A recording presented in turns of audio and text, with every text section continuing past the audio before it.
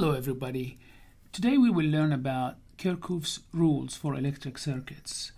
Some electric circuits contain more than one loop, and in each loop or some of the loops in that circuit it will have its own battery or power source or voltage source. That makes it hard to solve, and knowing the currents in each loop could have or pose some challenges. So what we're trying to do now is just to learn about two rules that will help us solve these problems, and then we will solve a couple of problems to learn how to handle some circuits.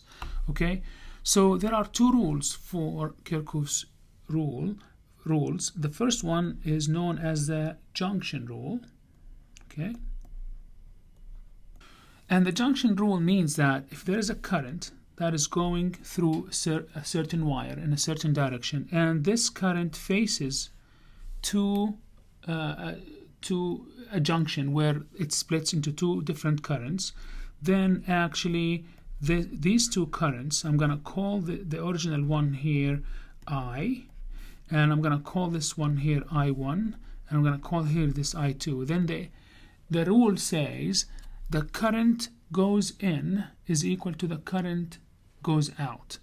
So for example, this equation here we can make up I is equal to I1 plus I2. What if we have another current coming in like this current and goes into the junction as it is here? So I'm going to call this I3, for example. Then the equation changes. It becomes what? I plus I3 is equal to I1 plus I2. So in a junction, what goes in must come out, basically. That's what the junction. So just to give you a quick example, let's say that we have this junction here, and we have this current. This I'm going to call I. I'm going to call this I1. I'm going to call this I2. Can you please write the equation for this junction? Okay, you guessed it. So I plus I1 must equal to I2, and this is it. That's, knowing what's going in the junction and knowing what's going out. What's going in must equal to the things that's going out. Now the second rule is known as the loop rule. Okay, and the loop rule dictates that all voltage drops within a certain closed loop must add up to zero.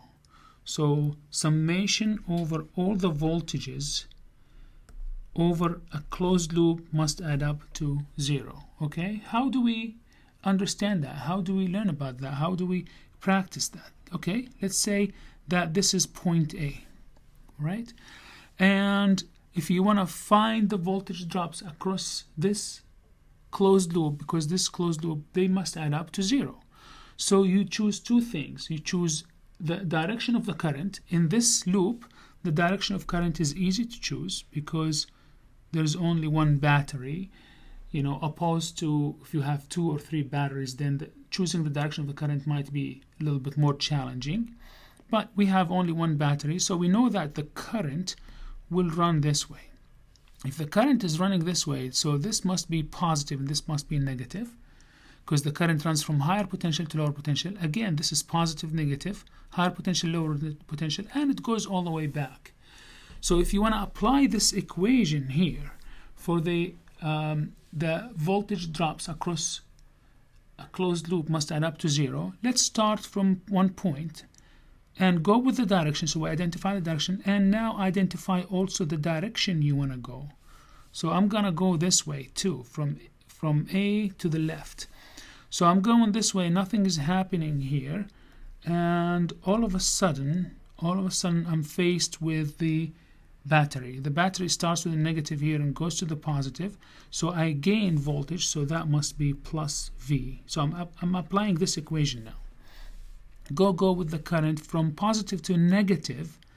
So that's a voltage drop, and the voltage drop according to Ohm's law, V equals IR in this certain case, and I is I and R is R1, so I'm gonna say voltage drop, so minus I R1, keep going, another voltage drop, minus I R2. Now keep going. Once you hit the starting point again, you just make it equal to 0. All right, so this equation tells us that V, the voltages, that's the loop rule, V is equal to I R1 plus I R2. Okay, so that's actually what's known as the loop rule. All right, thank you.